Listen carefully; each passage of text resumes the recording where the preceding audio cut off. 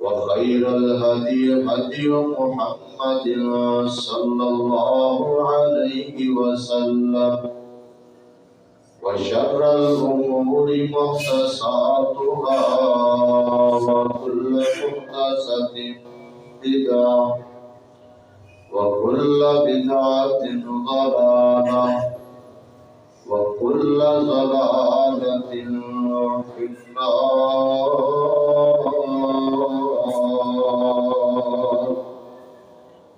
اللهم صل على محمد وعلى آل محمد كما صليت على إبراهيم وعلى آل إبراهيم إنك حميد مجيد. اللهم بارك على محمد وعلى آل محمد كما باركت على إبراهيم وعلى آل إبراهيم إنك حميد مجيد.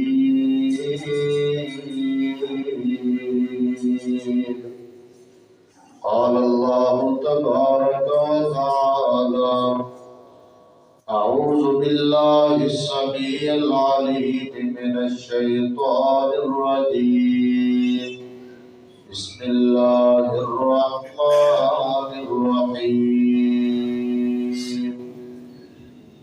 يا أيها الذين آمنوا إذا نودي للصلاة من يوم الجمعة فاسعوا إلى ذكر الله وذروا البيع ذلكم خير لكم إن كنتم تعلمون.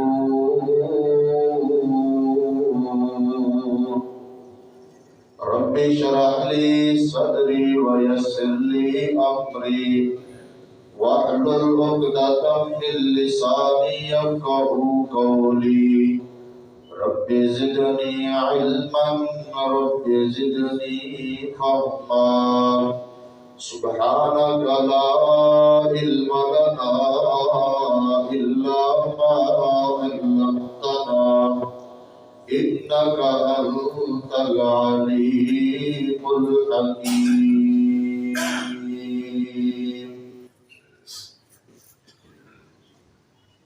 اللہ کی سب کی حمد و ثنا اللہ رب العالمین کی ذات پاک کے لیے خاص ہے، جو اس کائنات کا خالق، مالک، داتا اور رازق ہے۔ جائز اور مصنون درود و سلام امام الاولین والآخرین، پوری کائنات کے سردار پیغمبر جناب محمد الرسول اللہ صلی اللہ علیہ وآلہ وسلم کی ذات گرامی پر ذی وقار معزز سامعین و سامعات، گزشتہ خطبہ جمعہ کے اندر جمعے کے دن کی اہمیت اور اس کی فضیلت کے بارے میں چند باتیں آپ کے سامنے رکھی تھی۔ اسی طرح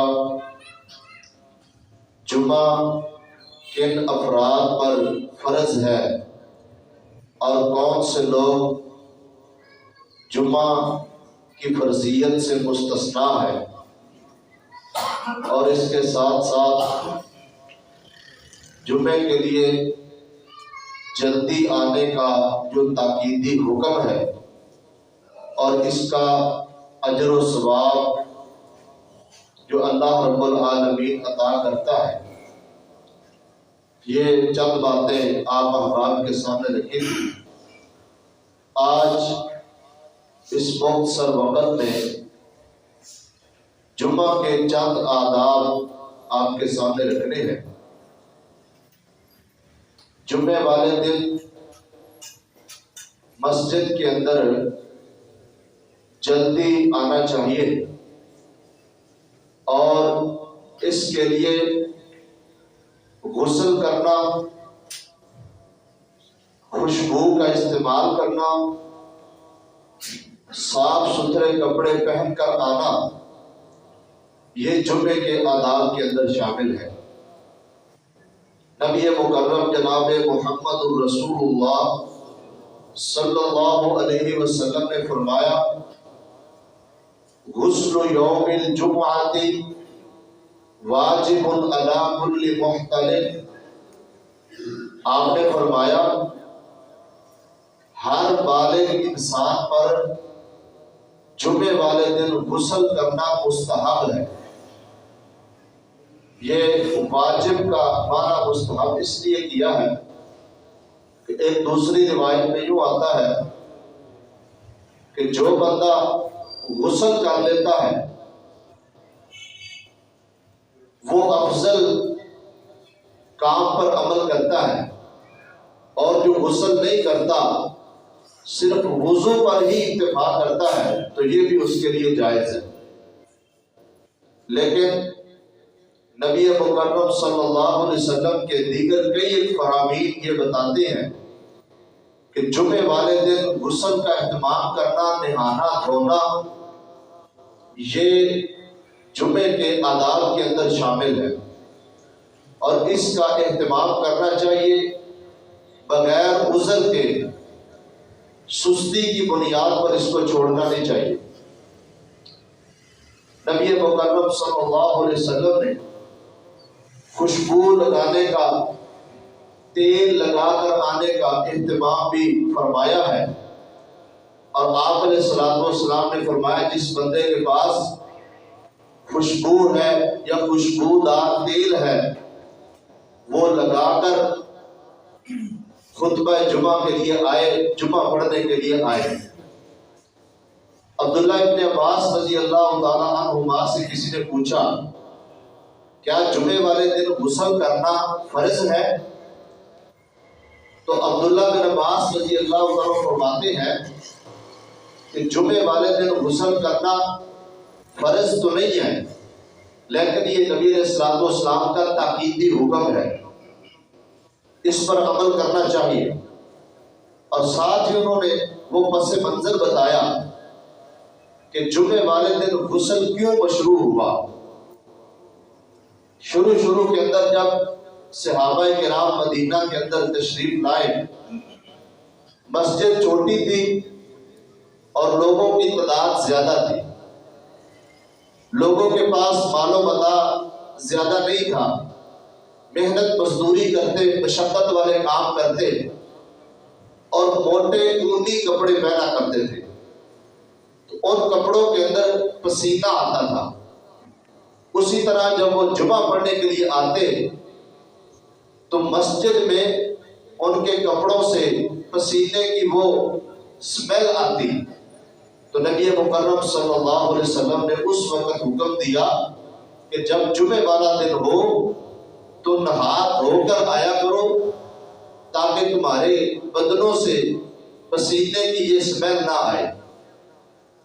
اس کا مطلب یہ ہے کہ انسان کو کوئی بھی ایسی چیز لگا کر یا کھا کر مسجد میں نہیں آنا چاہیے جس سے دیگر نمازیوں کو تکلیف پہنچے۔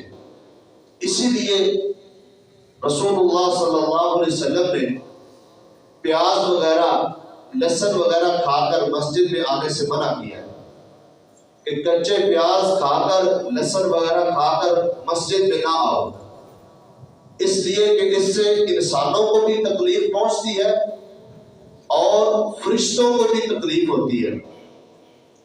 ہاں اگر کسی نے کھایا ہے تو اس کی بدبو کو ختم کر لے، مسواک کر لے یا کسی اور طریقے سے وہ اس کی بدبو کو ختم کر کے آئے۔ اس سے یہ بھی معلوم ہوتا ہے سگریٹ نوشی والے افراد ان کو بھی اپنے منہ کی بدبو ختم کر کے مسجد میں آنا چاہیے۔ سگریٹ پیتے پیتے مسجد آ جانا یہ مسجد کے آداب کے منافی ہے۔ سگریٹ پینا ویسے ہی ایک بڑا سنگین مسئلہ ہے۔ بہت سارے علماء سگریٹ پینے کو ویسے حرام قرار دیتے ہیں کہ تمباکو نوشی اور اس طرح کی بدبودار چیزیں استعمال کرنا یہ ویسے ہی غلط ہے۔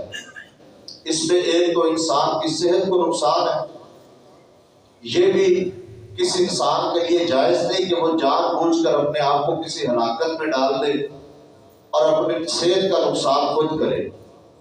اس کے ساتھ ساتھ انسان کے پیسہ جو ہے نا وہ ضائع ہوتا ہے، فضول خرچی ہوتی ہے۔ اور تیسرا اس کا نقصان، اس کا جو ہے نا منہ بدبودار ہو جاتا ہے اور اس کے جو ہے نا پورے بدن سے منہ سے وہ تمباکو کی بدبو آتی رہتی ہے۔ اس لیے ان کاموں سے پرہیز کرنا چاہیے۔ تو جمعے والے دن غسل کر کے عطر لگا کر خوشبو کا استعمال کر کے مسجد کے اندر آنا یہ رسول اللہ صلی اللہ علیہ وسلم کی سنت ہے، اس کا اہتمام کرنا چاہیے۔ مسجد میں پہنچ کر خطبہ جمعہ شروع ہونے سے پہلے کتنی رکعات ادا کرنی چاہیے اس کے بارے میں کوئی تعداد متعین نہیں ہے۔ اللہ نے آپ کو جتنی توفیق دی ہے آپ اتنی رکعات پڑھ کر بیٹھ جائیں۔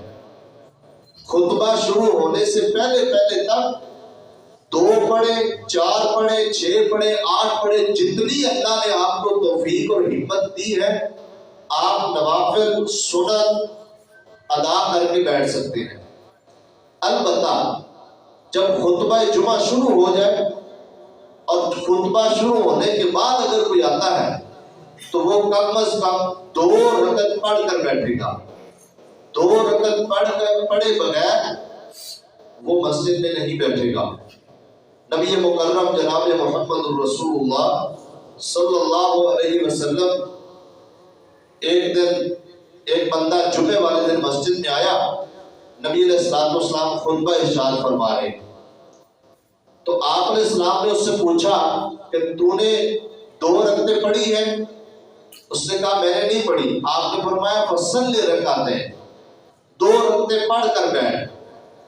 اسی طرح سلیب غطفانی رضی اللہ عنہ صحابی رسول ہیں، جمعے والے دن آئے اور آ کر ویسے ہی بیٹھ گئے۔ آپ نے مخاطب ہو کر فرمایا یا سلیب قم فرقہ رکعتیں، کھڑے ہو جائیے، 2 رکعت پڑھ کر بیٹھیے، وتجوز فیہما، اور 2 رکعت مختصر پڑھیے، لمبی نہ پڑھیے۔ یعنی خطبہ جمعہ شروع ہونے کے بعد جو 2 رکعت ادا کرنی ہے جس کو ہم تحیت المسجد بھی کہہ سکتے ہیں، وہ تحیت المسجد جو ہے وہ مختصر ادا کرنی ہے۔ اس کے اندر قرات انتہائی مختصر ہونی چاہیے، لمبی نہیں ادا کرنی۔ لیکن خطبہ جمعہ شروع ہونے کے بعد آنے والا بندہ 2 رکعت پڑھے بغیر نہیں بیٹھے گا، وہ 2 رکعت پڑھ کر ہی بیٹھے گا۔ اس کو ہم تحیت المسجد بھی کہہ سکتے ہیں، اس کو ہم سنتے بھی کہہ سکتے ہیں۔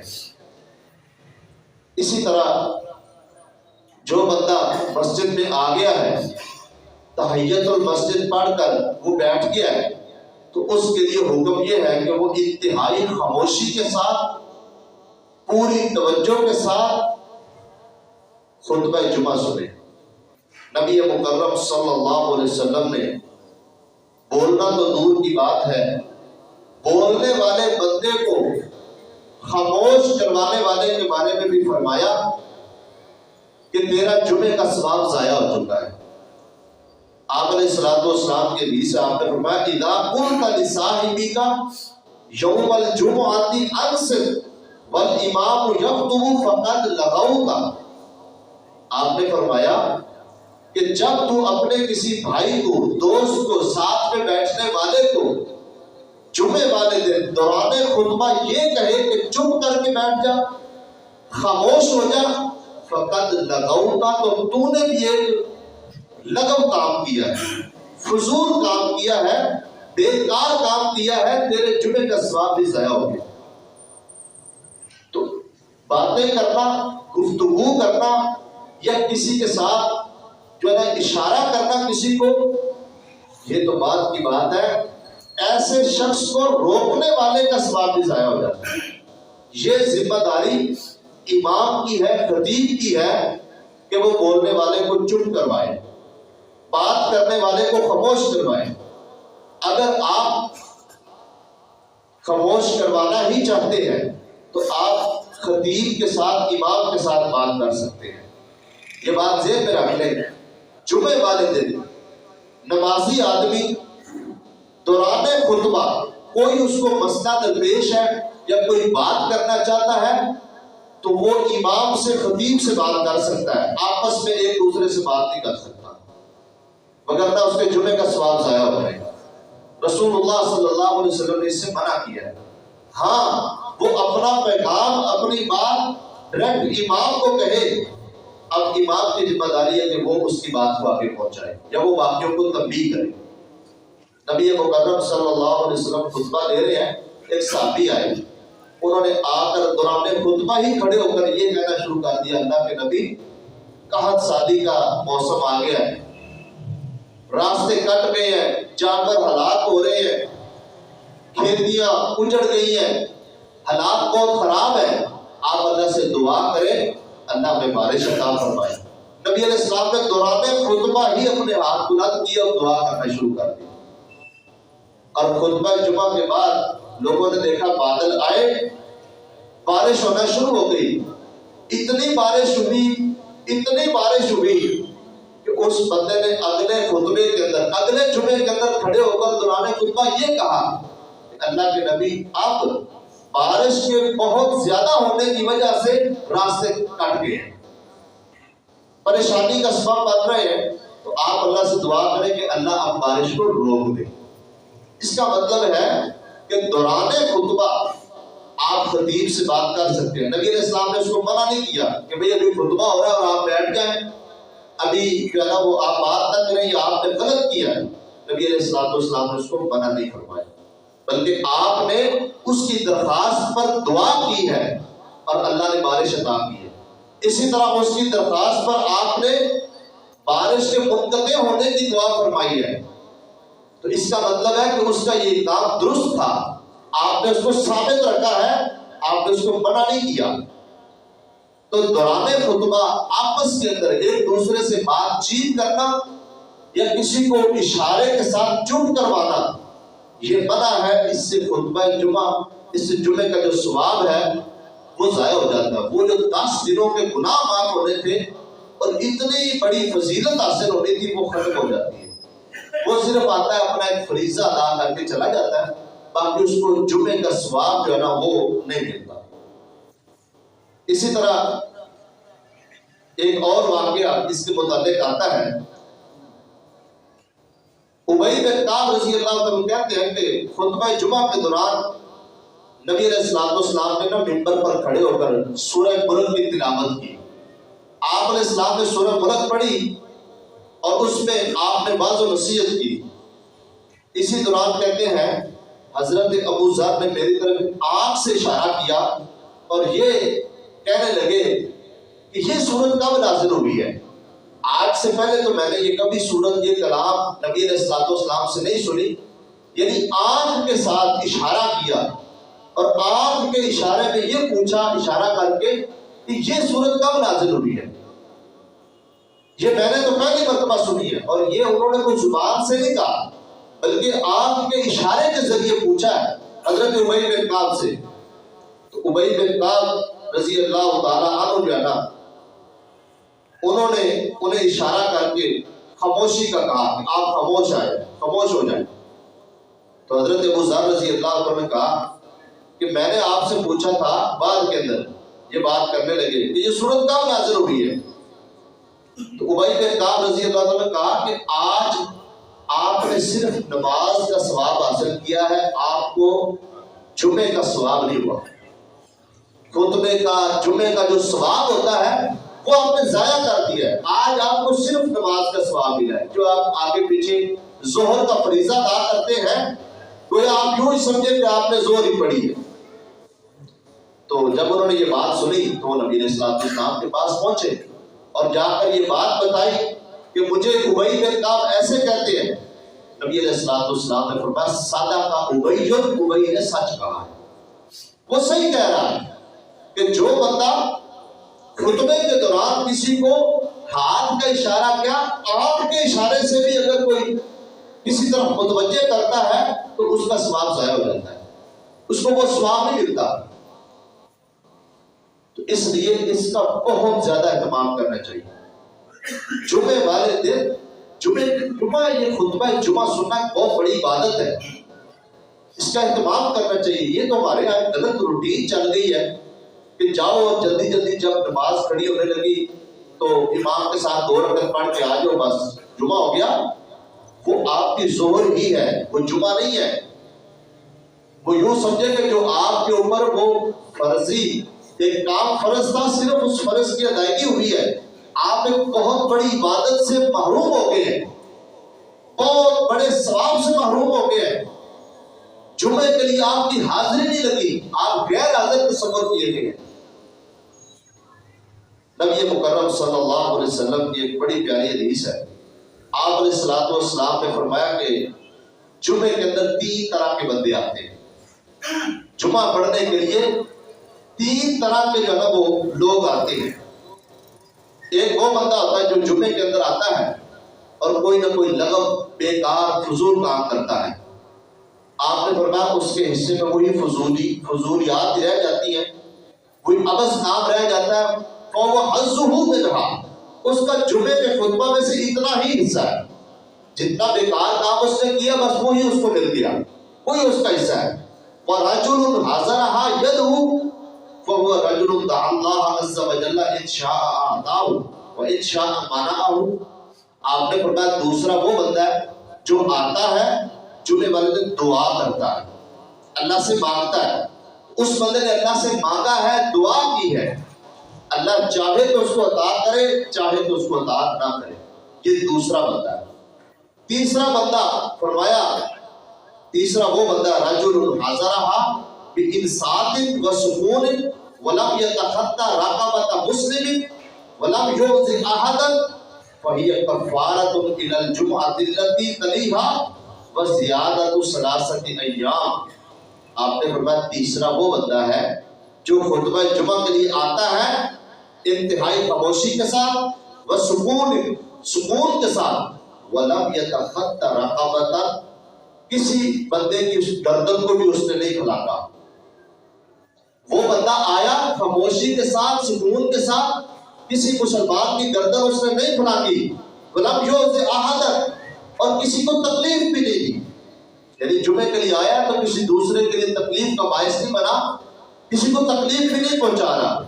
آپ نے فرمایا یہ تیسرا بندہ، اس کے لیے کیا ہے؟ فرمایا کہ اس کے لیے 10 دن کے گناہوں کا کفارہ ہے۔ اللہ اس بندے کے 10 دن کے گناہ معاف کر دیتے ہیں۔ جو بندہ جمعے کے لیے آتا ہے خاموشی سے بیٹھتا ہے، گردنیں نہیں پھلاتا، کسی کو تکلیف نہیں دیتا، خاموش ہو کر پوری توجہ کے ساتھ خطبہ سنتا ہے، جمعہ پڑھتا ہے، اللہ اس بندے کے 10 دن کے گناہ معاف کر دیتے ہیں۔ اور جو بندہ عبث کام کرے، فضول کام کرے، لغو کام کرے، اس کو صرف وہ لغو اور فضول ہی ملتا ہے، اس کو ثواب وغیرہ نہیں ملتا۔ فرمایا فَهُوَ حَظُّهُ مِنْهَا، اس کے لیے حصہ ہی اتنا ہے جتنا اس نے عبث کام کیا ہے۔ ان تمام روایات سے پتہ چلتا ہے کہ خطبہ جمعہ انتہائی توجہ کے ساتھ، خاموشی کے ساتھ، سکون کے ساتھ سننا ضروری ہے۔ اگر بندہ کوئی ایسا نہیں کرتا تو اس کو خطبہ جمعہ کے اندر حاضر ہونا نہ ہونا برابر ہے، وہ نہ بھی آئے تو وہ ایک جیسا ہے۔ اور وہ یہ سمجھے کہ میں امام صاحب یا خطیب صاحب کا کوئی بات سنوں گا مجھے کوئی فائدہ ہوگا، اتنی دیر ہوگی اس کو بات سنتے ہوئے اس کو ابھی تک یہ ہی نہیں پتا چلا کہ میں نے جمعہ کیسے پڑھنا ہے، باقی واعظ و نصیحت اور باقی آواز تو دور کی بات ہے۔ اس لیے جمعے والے دن دوران خطبہ اس طرح کی تمام سرگرمیوں کو منقطع کر دینا چاہیے. جتنے ضروری کام ہیں ان کو پہلے سر انجام دیں. جتنا مرضی کوئی مجبوری والا مسئلہ ہے، اب کئی لوگ، وہ میں نے کئی دفعہ دیکھا کچھ ایسے بندوں کو بھی، وہ دوران خطبہ فون سننا شروع کر دیتے ہیں. یہ موبائل تو بہت بڑا فتنہ بن گیا ہمارے لیے، اس نے تو بیڑا غرق کر کے رکھ دیا ہمارا. یہ جدید ٹیکنالوجی ہے، ہم نے اس سے فائدہ اٹھانا ہے، نہ کہ اس کو اپنے لیے وبال جان بنانا ہے. اب اس کے لیے خطبہ جمعہ کی کوئی اہمیت نہیں ہے، بلکہ وہ جو کال آ رہی ہے، فون آ رہا ہے، وہ سن رہا ہے. اور دوران خطبہ مسجد میں بیٹھ کر امام خطیب وہ جمعہ پڑھا رہا ہے، خطبہ دے رہا ہے، اور وہ فون سن رہا ہے. اگر اس کو اتنا ہی مسئلہ ہے تو اس کے باہر چلا جائے، باہر جا کے فون سنے، اپنا جو کام ہے کرے. جب نماز کا ٹائم ہو آ جائے، نماز پڑھے تو جائے. دوسرے لوگوں کے لیے تکلیف کا باعث نہ بنے، دوسروں کے لیے پریشانی کا باعث نہ بنے، اور دوسرے لوگوں کی توجہ کو منتشر نہ کرے. وہ خود بھی اپنا جمعہ ضائع کرتا ہے، دوسرے لوگوں کو تنگ کرنے کا گناہ بھی اپنے ذمہ لیتا ہے.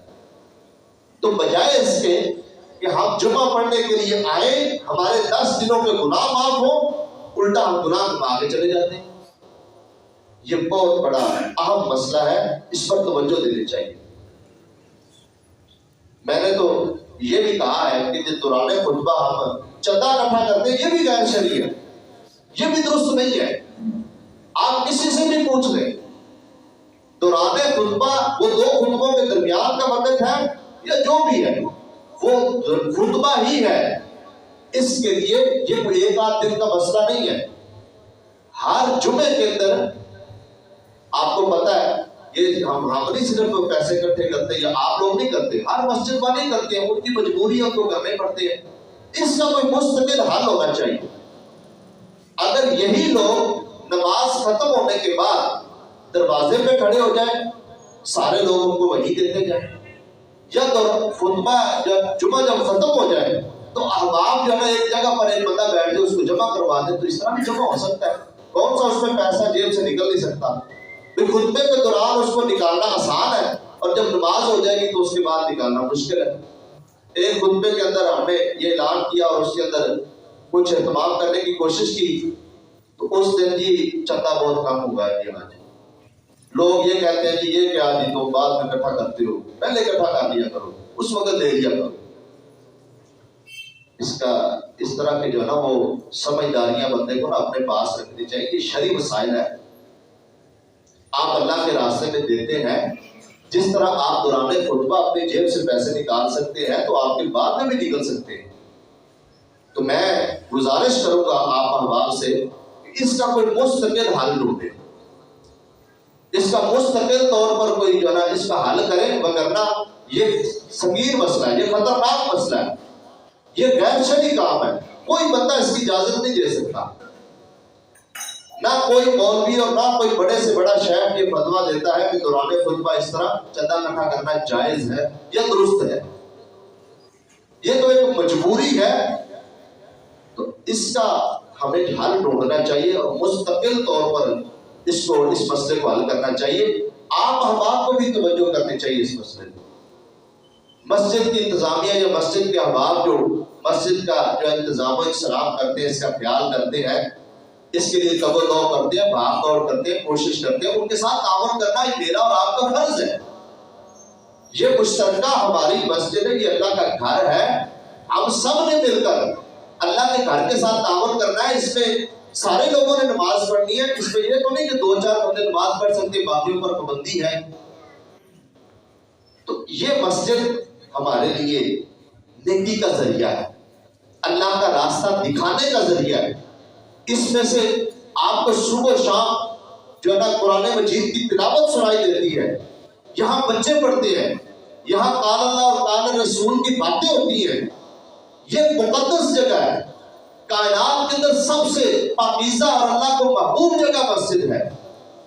تو ایسی جگہ کو سنوارنا، اس کا خیال کرنا، اس کے اخراجات کو پورا کرنا، یہ میرے اور آپ کے ذمہ ہے، اور ہمیں اس کا خیال کرنا چاہیے. تو میں آپ اور باپ سے یہ گزارش کروں گا کہ اگر آپ لوگ تھوڑی سنجیدگی کا مظاہرہ کریں تو انشاءاللہ تعالیٰ ہم دوران خطبہ والی یہ روٹین ختم کر سکتے ہیں انشاءاللہ تعالیٰ. تو یہ میری آپ سے درخواست ہے، وگرنہ آپ اگر یہ کام کرتے بھی رہیں گے تو ہم زیادہ سے زیادہ یہ کہہ ہی سکتے ہیں نا کہ یہ غیر شرعی ہے، یہ غلط کام ہے، یہ درست نہیں ہے. دوران خطبہ یہ کام کرنا یہ مناسب نہیں ہے، یہ خطبہ جمعہ کے آداب کے خلاف ہے، اور یہ ایک دن کا کام نہیں، ہر جمعے ہونا ہوتا ہے. تو اس کے لیے مستقل طور پر آپ کو اس کا اہتمام کرنا چاہیے اور احباب کو تعاون کرنا چاہیے.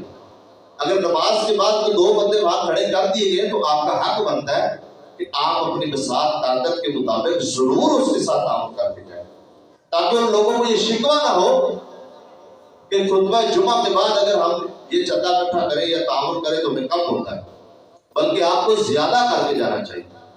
آج اس کا ہم تجربہ کریں گے انشاءاللہ تعالیٰ. میں یہ درخواست کروں گا کہ جو بھائی ہمارے چندہ اکٹھا کرتے ہیں وہ نماز ختم ہونے کے فوراً بعد ادھر ہی کھڑے ہو جائیں گے، اور آج آپ نے اللہ کے فضل سے اتنا تعاون کرنا ہے کہ ان کا شکوہ نہ رہے انشاءاللہ تعالیٰ.